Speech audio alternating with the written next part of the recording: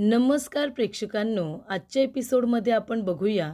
तर इथे प्रेक्षकांनो डॉक्टर पारितोष आणि अमोली यांना म्हणत असतात की हे बघा, आता खरी बाळाला आईच्या दुधाची गरज आहे.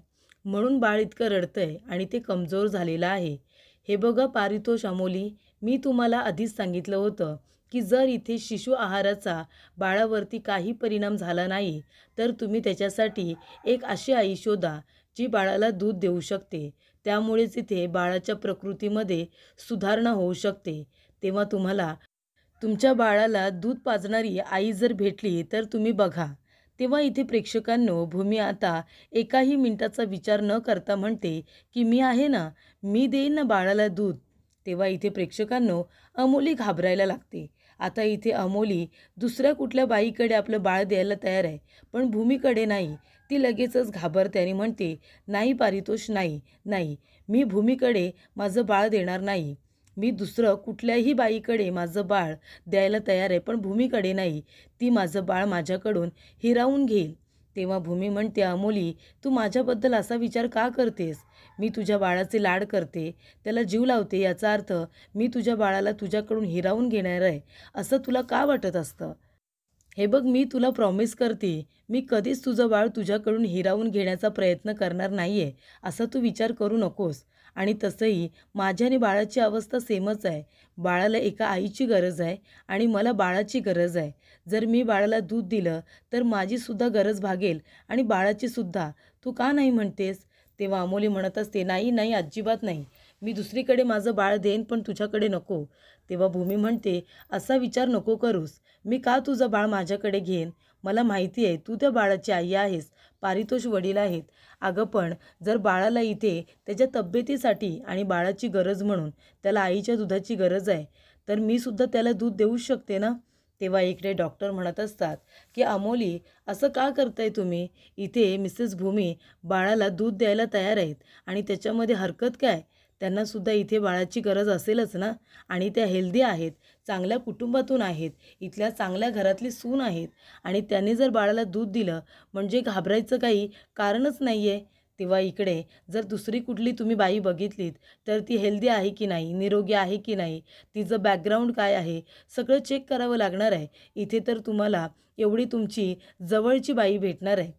त्यानंतर प्रेक्षकांनो इथे आता पारितोष म्हणत असतो की अमोली, अगं आता विचार करून बघ ना, आपल्या बाळाचा प्रश्न आहे आणि बाळाला इथे आईच्या दुधाची गरज आहे. आणि भूमी जर म्हणते की ती आपल्या बाळाला दूध द्यायला तयार आहे, तर तू का नाही म्हणतेस? तेव्हा अमोली म्हणते, नाही पारितोष, नाही. अरे तुम्ही मला समजून घ्या ना, मला भीती वाटते. जर इथे भूमीने माझ्या बाळाला माझ्यापासून दूर केलं तर? तिने जर इथे आईच्या मायेने माझ्या बाळाला दूध पाजलं आणि माझं बाळ कायमचं तिच्याकडे गेलं तर? मला भीती वाटते रे या सगळ्याची. तेव्हा पारितोष म्हणतो, हे बघ अमोली, तू जर असं म्हणतेस की तू बाळाची आई आहेस, तर मग बाळाच्या तब्येतीचा विचार करायला नको का? तेव्हा डॉक्टर म्हणतात, नाहीतर काय, आता बाळ एवढं कमजोर आहे कारण त्याला दुसरं काहीही नको आहे, त्याला बाहेरचं काही नको आहे. त्याला शिशु आहार आपण दिला ना, काय परिणाम झाला त्याचा? काहीच नाही. म्हणून त्याला आता आईच्या दुधाची गरज आहे, तीसुद्धा खूप जास्त.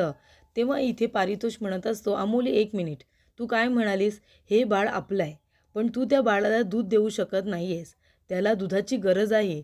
हे बाळ जर आपलं आहे तर आपल्यालाच आपल्या बाळाची काळजी घ्यायला नको का? डॉक्टर आता काय म्हणाले, जर त्याला आईचं दूध मिळालं तर आपलं बाळ हेल्दी होईल, ते व्यवस्थित होईल, सुदृढ होईल. मग आपल्याला दुसरं काय हवं आहे? आपण त्याचे आईवडील आहोत असं म्हणून आपण इथे भूमीला त्याच्यापासून दूर ठेवायचं आणि त्याच्या तब्येतीकडे दुर्लक्ष करायचं का?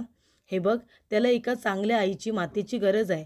आणि भूमी स्वतःहून जर आपल्या बाळाला इथे दूध द्यायला तयार झाली आहे, तर तू नाही का म्हणतेस? त्याच्या तब्येतीबरोबर खेळायचं का आपण? हे तुला योग्य वाटतं का? आई म्हणून तुला आता इथे एक चांगला निर्णय घ्यायचा आहे. तेव्हा रागिणीला हे अजिबात मान्य नसतं. रागिणी म्हणत असते की हिला बाळाचं सुख कधीच मिळायला नको, म्हणून मी तिचं बाळ तिच्यापासून दूर केलं होतं. आणि इथे तर आता संधीच तिच्यासाठी चालून आली आहे. म्हणजे इथे तिला आता बाळ भेटणार, मग ती तिची आई असण्याची गरजसुद्धा भागवणार. त्यानंतर इथे आता भूमी म्हणत असते, प्लीज अमोली, प्लीज एकदा विचार कर, नाही म्हणू नकोस. तेव्हा इथे अमोली भूमीकडे बघते आणि नाईलाजाने ती हो म्हणते, मनापासून नाही. तर इथे अमोलीला असं वाटत असतं की भूमीने माझ्या बाळाला खरं तर घेऊच नाही, पण इथे आता देवाच्या मनातसुद्धा तेच असतं. बाळाला भूमी घेतेच आणि त्याला ती दूधसुद्धा पाजणार असते. तेव्हा इथे अमोली होकार देते की ठीक आहे, तू माझ्या बाळाला दूध देऊ शकतेस, पण एक गोष्ट लक्षात ठेव भूमी, तू बाळाची आई नाही आहेस, तू फक्त बाळाला दूध पाजणारी दाई आहेस, कळलं ना? माझ्या बाळावरती आई म्हणून अधिकार अजिबात चालवायचा नाही, मला ते आवडणार नाही. त्यानंतर याच्यावरती आता भूमी तिला काही पलटवार करत नाही, तिला काही उलट उत्तर देत नाही. ती फक्त डॉक्टरांना इतकंच विचारते की डॉक्टर, मी बाळाला किती वेळा दूध देऊ शकते? आणि त्याच्यामध्ये म्हणजे आता मगाशी मी बाळाला अर्धवट दूध दिलं होतं, तर मी आता बाळाला पुन्हा दूध पाजू शकते का? तेव्हा डॉक्टर म्हणतात की हे बघा मिसेस भूमी, तुम्ही बाळाला सकाळी आणि संध्याकाळी 2 वेळा दूध द्यायचं आहे, ते सुद्धा तिथे जाऊन. तुम्ही तिथे जायचं, बाळाला सकाळ संध्याकाळ 2 वेळा दूध द्यायचं. पण एकदा का तुम्ही दूध पाजायला घेतलं की पूर्ण पोट भरेपर्यंत तुम्ही बाळाला दूध द्यायचं. म्हणजे सकाळी दूध पाजून गेलात की दिवसभर बाळ एकदम हेल्दी असेल, बरोबर की नाही? त्याचं पोट भरलेलं असेल.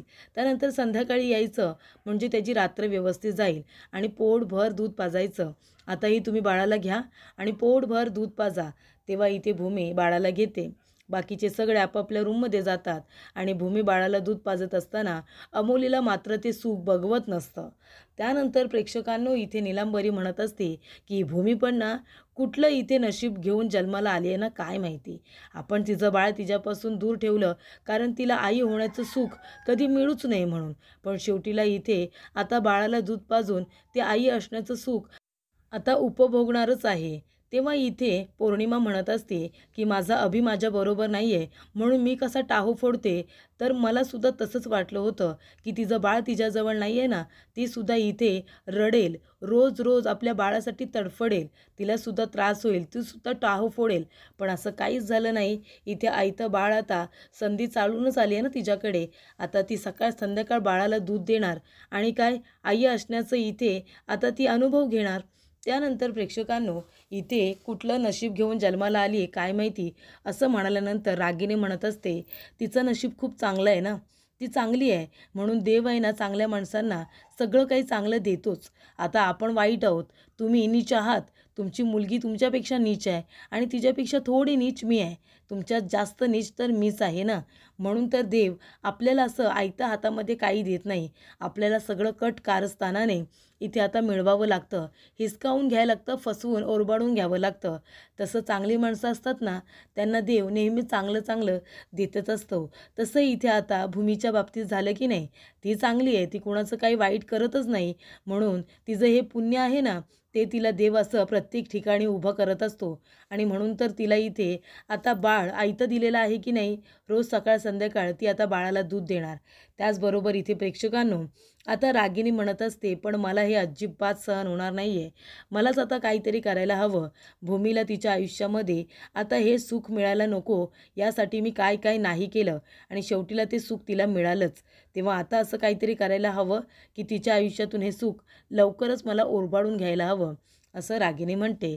त्याचबरोबर आता मी जाते, आकाश आणि भूमी यांची यायची वेळ झाली, काय बोलतायत ते बघू दे. त्याचबरोबर आता नीलांबरी म्हणत असते की काय चाललंय की तुझ्या सासूचं, असं काय म्हणते ती की ती खूप जास्त नीच आहे म्हणून. तेव्हा इथे पौर्णिमा म्हणत असते, आई अगं ती स्वतःहून स्वतःला नीच म्हणते ना, म्हणजे ती पहिल्यापेक्षा आता अजूनच डेंजरस झाली, तुला माहिती आहे का? जेव्हा इथे माणूस खूपच जास्त अतिविचित्र होतो ना, तेव्हा तो स्वतःलाच अशी नीच असण्याची उपाधी देतो. तेव्हा इथे प्रेक्षकांनो आता आजी संपूर्ण घरामध्ये धूप दाखवत असते. तेवढ्यातच तिथे भूमी आणि आकाश दोघेजण आलेले असतात. तेव्हा आजी म्हणते, भूमी आकाश आलात का तुम्ही? तेव्हा इथे भूमी म्हणते, हो आजी आम्ही आलो. तेव्हा इकडे आता आजी म्हणत असतात, काय झालं, काय सांगितलं डॉक्टरांनी? तेव्हा इथे आकाश म्हणतो, आजी घाबरण्यासारखं काय नाही आहे. तेव्हा भूमी म्हणते, आकाश तू बस ना आजींबरोबर, मी तुझ्यासाठी पाणी घेऊन येते. तेव्हा इथे भूमी आता आकाशसाठी पाणी आणायला गेलेली असते. तेव्हा आकाश म्हणतो की आजी अजिबात घाबरू नकोस, डॉक्टर म्हणाले की भूमीची तब्येत आता बरी आहे आणि ती जर बाळाबरोबर असेल ना, तर तिची मानसिक अवस्थासुद्धा इथे नीटच असणार आहे. म्हणजे आपल्याला भीती वाटत होती ना की तिची मानसिक अवस्था ठीक आहे की नाही. पण जर डॉक्टर म्हणाले की त्या जर बाळाबरोबर असतील तर त्यांना घाबरायचं काही कारण नाही आहे. भूमीसुद्धा इथे हळूहळू रिकवर होईल आणि ती पूर्णपणे बरी होईल असं डॉक्टर म्हणाले. भूमीने थोडा वेळ तरी बाळाबरोबर घालवला ना तरीसुद्धा तिची मानसिकता ही व्यवस्थितच राहणार आहे. तेव्हा इथे आजी म्हणतात की खरंच इथे देवी आईचे खूप खूप उपकार की इथे बाळ आपल्या भूमीच्या आयुष्यात आलं आणि आपली भूमी आता लवकरच बरी होणार आहे. तेव्हा इकडे आता लगेचच आजी देवी आईचे आभार मानतात. आकाश म्हणतो की आजी अजिबात घाबरू नकोस, आता सगळं काही चांगलंच होणार आहे. इथे पारितोषच्या बाळाला भूमी सकाळ संध्याकाळ आता दूध देणार आहे. त्याच्याबरोबर तिने थोडा वेळ घालवला की तीसुद्धा याच्यातून सुधारणार आहे. तिच्यासुद्धा तब्येतीवरती आणि मेंदूवरती जे काही वाईट परिणाम होत होते, तिची मानसिकता जी काही बिघडत होती ती आता एकदम व्यवस्थित होणार आहे. तेव्हा इथे रागिनी म्हणते की नाही, हे असं होऊन जमणार नाही. कारण जर भूमीची मानसिकता एकदम व्यवस्थित झाली ना मग ती मानसिकरित्या खूपच जास्त सुदृढ होईल. मग तिचं लक्ष आहे ना सगळीकडे लागतं.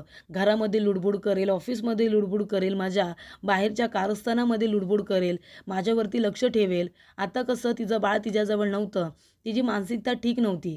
सारखं सारखं तिला बाळाच्या रडण्याचे आवाज ऐकू यायचे. बाळाच्या मागे मागे धावत जायची, पारितोषच्या घरी जायची, अमोलीची बोलणी खायची, अपमान करून घ्यायची. हे सगळं तिच्याबरोबर चालू होतं आणि म्हणूनच मला माझे प्लॅन करता येत होते. पण जर आता ती इथे व्यवस्थित झाली, मेंटली स्टेबल झाली, तर मात्र तिचं हुशार डोकं खूपच जास्त चालायला लागतं. तिचा मेंदू खूपच जास्त माझ्यापुढे धावायला लागतो हे मला माहिती आहे. तेव्हा काही झालं तरीसुद्धा रागिनी आता म्हणत असते की भूमीच्या आयुष्यामध्ये बाळाचं सुख नाही आलं पाहिजे, ती मेंटली स्टेबल नसली पाहिजे आणि त्यासाठी मला जे हवं ते मी करेन. तर इथे प्रेक्षकांना भूमी आता किचनमध्ये आलेली असते आकाशसाठी पाणी घ्यायला. तेव्हा ती एका विचारामध्ये असते. तेव्हा मानसी म्हणत असते, भूमिताई आलीस का हॉस्पिटलमधून? काय झालं, कसला विचार करतेस? डॉक्टर काय म्हणाले? तेव्हा भूमी म्हणते की डॉक्टर म्हणाले घाबरण्यासारखं आता काहीच नाही आहे आणि मी अगदी व्यवस्थित आहे. बाळाबरोबर थोडा वेळ जर मी घालवला ना तर मी मानसिकतासुद्धा लवकरच सुधारेल आणि मी सुद्धा माझी मानसिकता पुन्हा सारखी स्टेबल होईल. तेव्हा इथे मानसी म्हणत असते की ताई खरंच मला हे ऐकूनच खूप बरं वाटते. बाळाबरोबर वेळ घालवलास तर तू सुद्धा आनंदी राहशील ना, मग तुला कसलंही टेन्शन येणार नाही. टेन्शनमुळे तुझी मानसिकता थोडी हल्ली होती, बाकी काही नाही गं. बाळाबरोबर राहून तू मेंटली एकदम स्टेबल होशील. अजिबात आता कसलाही विचार करू नकोस. फक्त स्वतःच्या तब्येतीकडे आणि बाळाकडे लक्ष दे. बाकी त्या बाळामध्ये जास्त इन्व्हॉल्व होऊ नकोस असं सुद्धा मानसी म्हणते. तेव्हा भूमी म्हणते हो ना ठीक आहे. त्यानंतर प्रेक्षकांनो इथे आता भूमी म्हणत असते की मी आहे ना एक विचार करते गं मानसी. तेव्हा मानसी म्हणते काय झालं गं ताई, काही सांगशील का?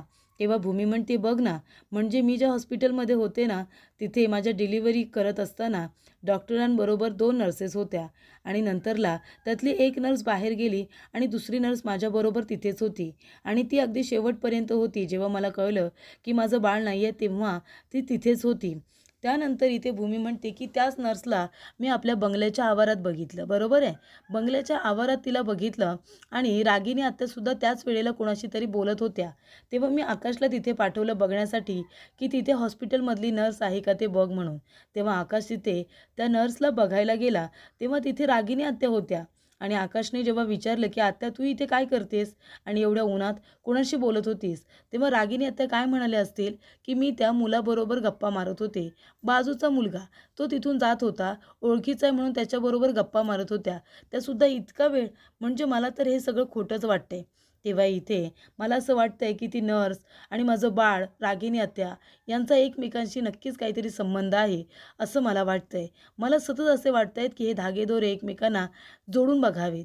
त्यानंतर इथे प्रेक्षकांनो आता मानसी म्हणत असते की ताई तुला जर आईंवरती संशय असेल ना तर तू या गोष्टीच्या आहे ना खोलाशी जा, मुळाशी जा. त्या सिस्टरला भेट, तिला गाठून तिला सगळं काही विचार की नक्की ती आमच्या बंगल्याच्या बाहेर का आली होती. आणि तेव्हा तुला माहिती आहे का, त्याच दुसऱ्या दिवशी मला सोनारांचा फोन आला होता. त्यांनी मला काय सांगितलं की त्यांच्याकडे एक अशी व्यक्ती आली, एक बाई आली जी आपल्या घरातला दागिना तिथे गहाण ठेवायला गेले. तिथे मोडायला गेले आणि त्या बदल्यात पैसे घ्यायला गेले, असं सुद्धा त्या सोनारांनी मला सांगितलं होतं. तेव्हा मी ते तावडे सोनाराने मला जो हाराचा फोटो पाठवला होता तो तुम्हाला सगळ्यांना दाखवला होता. तुम्ही सगळे म्हणालात की नाही, हा हार माझा नाही आहे, माझा नाही आहे. पण सोनार का खोटं बोलेल ना? म्हणजे त्यांनी बरोबर मलाच का फोन केला आणि सांगितलं की हा दागिना तुमच्याच घरातला आहे म्हणून. मी स्वतः तो बनवून दिलाय. तुला तर माहिती आहे, तो दागिना जर दुसरा कुणाचा असता तर कितीतरी लोकं त्यांच्याकडे दागिने बनवतात. तर इथे सोनार काकांनी त्यांनासुद्धा फोन केला असता ना, पण त्यांनी बरोबर मलाच फोन केला आणि याबद्दल सगळं काही सांगितलं. मला संशय आहे त्या नर्सवरती. तेव्हा तिथे पौर्णिमा येते. पौर्णिमा आल्यानंतर मानसी तिला विचारते, काय गं उतरली का तुझी भांग? तेव्हा पौर्णिमा म्हणते, हो उतरली ना. तेव्हा भूमी म्हणते, मला एक पौर्णिमा प्रश्नाचं उत्तर देशील का? म्हणजे तू जेव्हा भांग प्यायली होतीस ना, तेव्हा तू सारखी म्हणत होतीस की तुझं बाळ आहे ना, तुझं बाळ आहे ना आई, आणि आत्यांचं नाव घेत होतीस. म्हणजे तुला नेमकं काय सांगायचं होतं गं? तुझं बाळ आहे ना, तुझं बाळ आहे ना आणि आई म्हणजे नक्की काय? आईने माझ्या बाळाला दृष्ट लावले, माझं बाळ माझ्यापासून दूर केलं अशी वाक्ये ती आता आपल्या मनामध्ये तयार करून बघत असते. पण इथे आता पौर्णिमा जे काही बोलते ते तिला उलगडत नसतं. म्हणून भूमी डिरेक्टली पौर्णिमालाच विचारते की नक्की तुला काय बोलायचं होतं? माझ्या बाळाच्या रिलेटेड तुला काही माहिती आहे का? त्यानंतर इथे प्रेक्षकांनो आता भूमी म्हणत असते की मला काहीतरी केलं पाहिजे गं मानसी. म्हणजे माझं बाळ, ती सिस्टर, ते हॉस्पिटल, तिचं इथे येणं आणि इथे आल्यानंतर रागिनी आत्यांना भेटणं आणि आपल्या घरातला दागिना ती घेऊन जाणं आणि सोनाराच्या इथे मोडून त्याच्या बदल्यात पैसे घेणं, या सगळ्या गोष्टी जर तू एकत्र जोडून बघितल्यास ना, तर यांचा काही ना काहीतरी संबंध आहे असं मला वाटतं. तेव्हा मला त्या नर्सला जाऊन भेटायला पाहिजे आणि तिला विचारायला पाहिजे की नक्की तो आमच्या इथे येण्याचं कारण काय? रागिनी आत्याबरोबर तुझं काय कनेक्शन आहे? तेव्हा इकडे मानसी म्हणत असते, हे बघ ताई, तुला जेव्हा जेव्हा वाटले ना की काहीतरी गडबड आहे, तेव्हा तेव्हा गडबड आहे हे सुद्धा आपल्या समोर आले. मला तर वाटतंय तू आईंवरती बारीक लक्ष ठेव आणि या केसच्या खोलाशी जा आणि या केसचे जेवढे काही धागेदोरे आहेत ना एकमेकांना जोडून बघ. तेव्हा इथे मानसी म्हणत असते, आईंवरती तू अजिबात विश्वास ठेवू नकोस. तुला असं वाटतंय ना की त्यांनी तुझ्याबरोबर काहीतरी चुकीचं केलंय, मग तू सुद्धा आता या गोष्टीचा शोध घ्यायला सुरुवात कर. पण त्याबद्दल आधी कुणाला काहीसुद्धा सांगू नकोस. तेव्हा इथे भूमी म्हणते की मला पण तेच करायचं आहे. आधी कुणाला काही कळू द्यायचं नाही आहे. मी स्वतः या गोष्टीच्या मुळाशी जाते आणि सत्य काय आहे ना ते शोधण्याचा प्रयत्न करते. जर रागिनी आत्याने पुन्हा एकदा माझ्या बाळाबरोबर काही वाईट साईट करण्याचा प्रयत्न केला असेल ना, तर मी त्यांना कधीच माफ करू शकत नाही आणि आधीच काही गोष्टींवरती मला त्यांच्यावरती डाऊटसुद्धा आहे. तेव्हा इथे मानसी म्हणत असते, ठीक आहे ना ताई, तुला कसलीही गरज लागली ना तरीसुद्धा तुझी ही बहीण आहे, लक्ष ठेव. आणि एक काम कर, याबद्दल आधी कुणाला काही सांगू नकोस आणि आपण दोघीजणी मिळून इथे आईंवरती लक्ष ठेवूया, असं सुद्धा मानसी सांगते. तुला जे वाटतंय ते बरोबरच आहे. त्यानंतर प्रेक्षकांनो इथे आता इन्स्पेक्टर गायकवाड हे आलेले असतात पारितोषच्या घरी. पारितोष आणि अमोली दोघेजणं बाळाला घेऊन तिथे बसतात. तेव्हा इथे आता भूमी विचार करत असते की नक्की आता या गोष्टींकडे मी कशा पद्धतीने बघितलं पाहिजे. तर इथे तिच्या मनामध्ये जो डाऊट आला आहे तो सुद्धा आता तिला क्लिअर करणं खूपच जास्त गरजेचं झालेलं असतं. कारण संशयाचे आता खूपच जास्त प्रश्न तिच्या मनामध्ये आलेले असतात. फक्त आता त्यांची खात्री करून तिला घ्यायची असते. तेव्हा इथे पारितोष म्हणतो, तुम्ही इथे कसे काय? तेव्हा गायकवाड सर म्हणत असतात की हे बघा, आधी ही केस ज्यांच्याकडे होती त्यांच्याकडून ते आता माझ्याकडे आली कारण त्यांची बदली झाली. आणि महत्त्वाची गोष्ट म्हणजे की हे बाळ तुम्हाला मिस्टर पारितोष मंदिरामध्ये सापडले. त्याच्यामुळे हे बाळ मंदिरामध्ये कुठून आलं, कसं आलं, याचीसुद्धा आपल्याला काहीतरी माहिती मिळाली पाहिजे. तुम्ही बाळाला दत्तक घेण्यासाठी प्रोसिजर करायला सांगितली, पण ही प्रोसिजर तेव्हाच पूर्ण होईल जेव्हा बाळ अनाथ आहे असं आपल्याला समजेल. पण बाळाचे आईवडील नक्की कोण आहेत? बाळ तिथे खरोखर त्यांनीच ठेवलं होतं की दुसरं कुणी ठेवलं होतं? या सगळ्या गोष्टीचा मला आता विचार करायला हवा. तेव्हा इथे गायकवाड सर म्हणत असतात की जोपर्यंत ही सगळी घटना पूर्ण होत नाही, जोपर्यंत बाळ अनाथ आहे हे सिद्ध होत नाही, तोपर्यंत बाळाला दत्तक घेण्याची प्रोसिजरसुद्धा पूर्ण होणार नाही आहे, सुरू होणार नाही आहे. तेव्हा इथे अमोली म्हणत असते, म्हणजे जोपर्यंत बाळाला आम्ही इथे कायदेशीररित्या दत्तक घेत नाही तोपर्यंत बाळ आमचं नाही. मग तुम्ही आमच्या बाळाला आमच्यापासून दूर करणार का? घेऊन जायला आलात? तेव्हा इथे गायकवाड सर म्हणतात, असं अजिबात नाही आहे. कोर्टाचे आदेश आहेत की जोपर्यंत इथे बाळ अनाथ आहे हे सिद्ध होत नाही तोपर्यंत बाळ तुमच्याकडेच राहणार आणि एकदा ते अनाथ आहे सिद्ध झालं की मग बाळाला तुम्ही दत्तक घेऊ शकता. ती प्रोसिजर आपण सुरू करू शकतो. फक्त आता एक गोष्ट करायची आहे, मला स्टार्टिंगपासून सांगायचं आहे की बाळ तुम्हाला कसं आणि कुठे भेटलं. तुम्ही तसं पोलिसांना स्टेटमेंट आधीसुद्धा दिलं आहे, पण पुन्हा एकदा द्या म्हणजे आमच्याकडे तो व्यवस्थित रेकॉर्ड राहील. तेव्हा इथे पारितोष म्हणत असतो की हे बघा सर, माझं आणि माझ्या बायकोचं नुकतंच लग्न झालं होतं. तेव्हा आम्ही मुंबईमध्ये आल्यानंतर पहिल्यांदा इथे महाशिवरात्री असल्यामुळे मंदिरामध्ये पाया पडायला गेलो होतो. देवाचा आशीर्वाद घ्यायला गेलो होतो आणि इथे डॉक्टरांनी आम्हाला सांगितलं होतं की अमोली कधीच आई होऊ शकणार नाही आहे. आम्ही कधी आई-वडील होऊ शकणार नाही आहोत. त्याच्यामुळे इथे मग आम्ही जेव्हा मंदिरामध्ये इथे देवाजवळ मागणं मागायला गेलो, तेव्हा तिथे बाळाच्या रडण्याचा आवाज ऐकू आला. मी खाली बघायला आलो तर तिथे फुलांच्या टोपल्या होत्या आणि त्याच्यामध्ये बाळ होतं. तेव्हा मी आजूबाजूच्या लोकांना विचारलं, हे बाळ कुणाचं आहे, कुणाचं आहे? तरीसुद्धा कुणी काही बोललं नाही. तेव्हा मी गुरुजींना सांगितलं आणि गुरुजींना सांगितल्यानंतर बाळाला आम्ही घरी घेऊन आलो आणि इथे पोलीस स्टेशनला येऊन आपली रितसर तक्रारसुद्धा नोंदवून ठेवली. त्यानंतर इथे प्रेक्षकांनो गायकवाड सर म्हणतात की ते बाळ तिथे आलं. तेव्हा तुम्ही म्हणाला होतात की बाळाच्या अंगावरती एक दुपटं होतं आणि ते दुपटं हॉस्पिटलमधलं होतं असं तुम्हाला म्हणायचं आहे ना. तेव्हा इथे ते दुपटं कुठे आहे? तेव्हा अमोली म्हणते की ते खराब झालं होतं ना, तेव्हा ते धुवून ठेवलं होतं. तर ते असेल, मी घेऊन येते. तेव्हा इथे भूमी आलेली असते आणि ती इथे गायकवाड सरांचं अमोली पारितोष यांचं बोलणं ऐकत असते. तेव्हा इथे प्रेक्षकांनो आता भूमीला आठवतं ती नर्स ती घरी आली होती, त्यांचा दागिना इथे आता मोडायला घेऊन गेली होती. हे सगळे एकमेकांशी काही संबंध आहे का? म्हणजे हे बाळ जर हॉस्पिटलमधून गायब झालंय तर माझं बाळसुद्धा हॉस्पिटलमधून गायब झालं नसेल ना. तेव्हा ती म्हणते काही झालं ना तरीसुद्धा त्या नर्सला जाऊन भेटायला हवं, तोपर्यंत माझ्या प्रश्नांची उत्तरं मला काही मिळणार नाही. त्यानंतर इथे प्रेक्षकांनो आता गायकवाड सर म्हणत असतात की तुम्ही ते दुपटं मला दाखवा. ते कुठल्या हॉस्पिटलचं तर नाही आहे ना. मग कुठल्या हॉस्पिटलमधून ते बाळ गायब झालं आहे याचासुद्धा व्यवस्थित शोध घेऊन मी तुम्हाला सांगेन. त्यानंतर प्रेक्षकांनो पुढील भागामध्ये आपण बघूया, भूमी इथे आता त्या सिस्टरबद्दल माहिती काढायला आलेली असते. तेव्हा रिसेप्शनिस्ट म्हणत असते की तुम्ही ज्या नर्सचं नाव घेताय ना ते खूपच जास्त डेंजरस आहे. तिच्यावरती इथे न्यू बॉर्न बेबी जे जन्माला येतात ना त्यांना तिने इथे पळून नेलेलं आहे, त्यांना दुसऱ्या ठिकाणी नेऊन विकलेलं आहे. तेव्हा तिच्यावरती असे 2-3 गुन्हे दाखल आहेत. त्याचबरोबर त्यांचं नाव आणि पत्ता, त्यांचा फोटो वगैरे असेल का तुमच्याकडे? मला द्या ना. असं आता इथे भूमी म्हणते. तेव्हा हॉस्पिटलमधून जात असताना इथे रागिनीसुद्धा तिला दिसते.